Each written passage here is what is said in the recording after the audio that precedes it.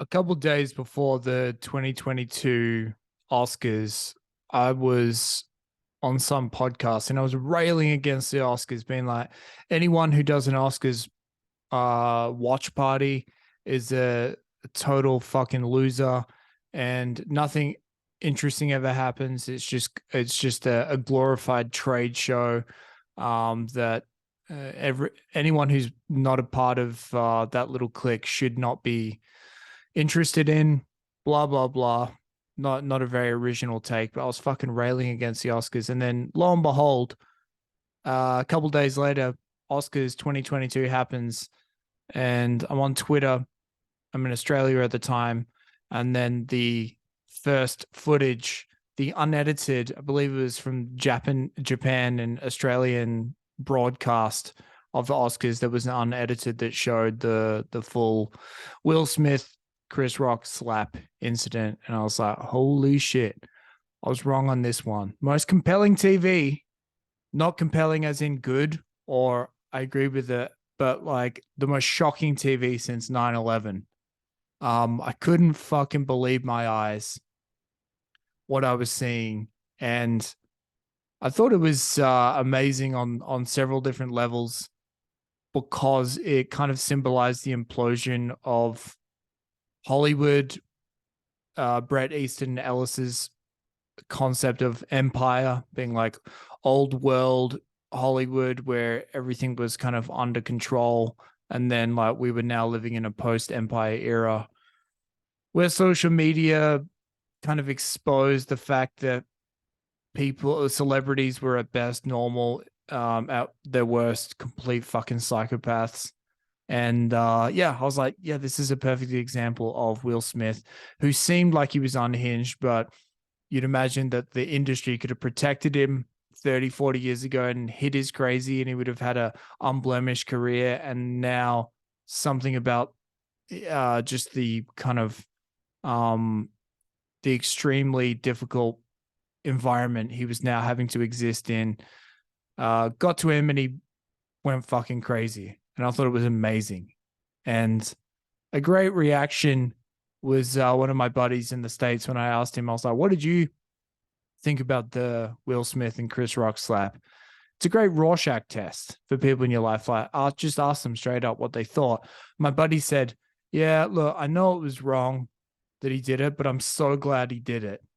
And I pressed him on it. It was like, yeah, it was just entertaining as fuck. And so I couldn't agree more. It was incredibly compelling and entertaining. And I was just like, my mind, as it was happening, and I was watching the first kind of bit of fallout on Twitter unfold, I just couldn't wrap my mind around. I was like, this is going to be the biggest fucking thing ever. And then it is going to last for years. Like this, we'll always be talking about like what happened. And my immediate reaction was a couple days later, we had some friends around for dinner. And I spent the whole night getting drunk and just goading my friends to say my wife's name. I'd be like, all right, who was sitting over here? And then someone would say my wife's name. And then I would respond with, keep my wife's name out your fucking mouth. Was it motherfucking mouth? I think it was. Well, so anyway, that was my entertainment for that evening. And I just thought it would roll on. I assumed that it would be something that we would be talking about forever, at least for the next decade. And that just looks incredibly foolish now. Like how that story just kind of petered out very, very quickly after the initial shock of it. And I'm not really sure why that is. I guess because ultimately it was just a fucking slap. It wasn't, no one got shot or died or anything that insane. It didn't, there wasn't some weird conspiracy that that came of it. It was just a dude basically having a nervous breakdown and overreacting and slapping someone else. And yeah, Will Smith seems like he's equally as crazy. Chris Rock seems like he's lost his magic in terms of being a stand-up. and his reaction to it in his recent stand-up special wasn't that great. But I think that I'm not as pop culture as obsessed as I was when I was younger. But that really did kind of pierce through me, and I thought, holy fuck, this is going to be a massive turning point in the cultural lives of everyone. And it just kind of petered out.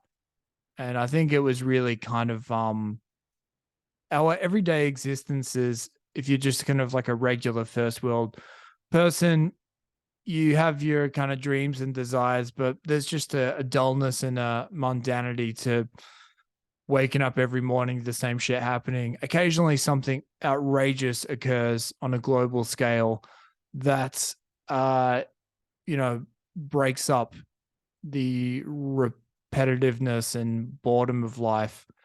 And I think it's because we all kind of desperately, we're so stuck in our safe kind of regular nerfed world lives that there's a part of us that desperately desires some type of cataclysm to kind of like have to generate like a fight or flight response within ourselves. But we live in a zoo, man, and everything is safe and contained largely. And so there are these moments where it feels like everything is gonna fucking fall apart.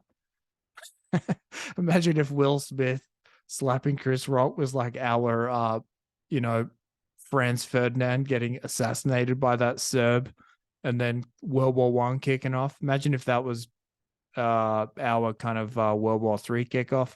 Part of me kind of thought that was going to happen, which looks foolish now. Everyone just kind of obsessed over it for a few days, and then things moved on like they always do.